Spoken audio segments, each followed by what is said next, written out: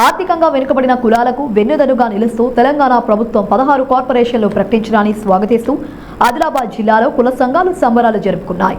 ముఖ్యమంత్రి రేవంత్ రెడ్డి చిత్రపటానికి పాలాభిషేకం నిర్వహించారు. ఈ సందర్భంగా ప్రభుత్వ నిర్ణయాన్ని స్వాగతిస్తూ పట్టణ ఆర్యవైశ్య సంఘం ఆధ్వర్యంలోని పట్టణంలోని స్థానిక గాంధీ చౌక్లో బుధవారం జాతిపిత మహాత్మా గాంధీ, సీఎం రేవంత్ రెడ్డి చిత్రపటాలకు పాలాభిషేకం నిర్వహించారు.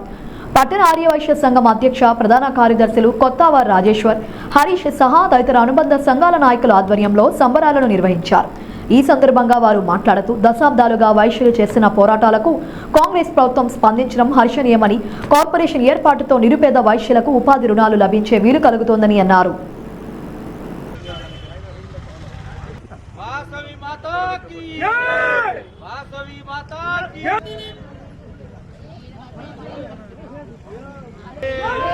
वासवी माता की वासवी माता की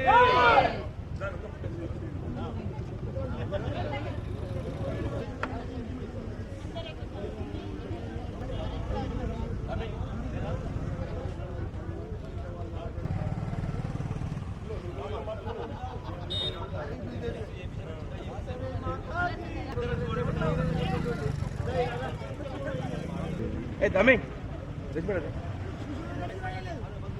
बटन बंद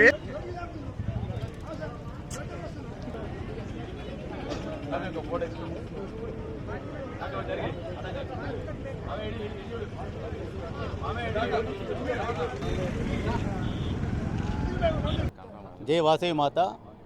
గత కొన్ని సంవత్సరాల నుంచి ఎదురు చూస్తున్నటువంటి ఆర్యవైశ్య కార్పొరేషన్ని గత పాలకులకు కూడా మేము ఎన్నోసార్లు మెమోరాండం ఇవ్వడం జరిగింది, ధర్నాలు కూడా చేయడం జరిగింది.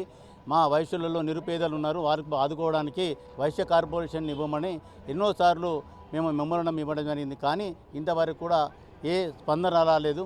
కానీ నూతనంగా ఏదైతే ప్రభుత్వం వచ్చిందో కాంగ్రెస్ ప్రభుత్వం, మరి రేవంత్ రెడ్డి గారి అధ్యక్షతతో మరి 100 రోజుల లోపలనే మాకు వైశ్యులకు కార్పొరేషన్ ఇవ్వడం చాలా గర్వకారణం. మేము వారికి రుణపడి ఉంటాం. మరి వైశ్యులకు కార్పొరేషన్ నిన్ననే డిక్లేర్ చేయడం మరి వారికి మేము అభినందిస్తూ మేము మరియు ఈరోజు గాంధీ చౌక్లో గాంధీ విగ్రహాన్ని కూడా పాలాభిషేకం చేసి మరియు రేవంత్ రెడ్డి గారికి కూడా పాలాభిషేకం చేశాము. మరి అదేవిధంగా మా ఇన్ఛార్జ్ మంత్రి సీతక్క గారికి ప్రత్యేకమైన ధన్యవాదాలు. గతంలో కూడా మన ఆర్యవైశ్య సంఘానికి వచ్చేసి ఆమె గతంలో కూడా మాటించింది, మేము గెలిచిన తర్వాత మీకు వైశ్య కార్పొరేషన్ ఇచ్చే బాధ్యతని తీసుకుంటామని చెప్పారు. మరి వారికి కూడా ప్రత్యేకమైన ధన్యవాదాలు తెలుపుతూ మరి రేవంత్ రెడ్డి గారికి మా వైశ్య సంఘం తరపు నుంచి, మహిళా సంఘం నుంచి, జిల్లా తరపు నుంచి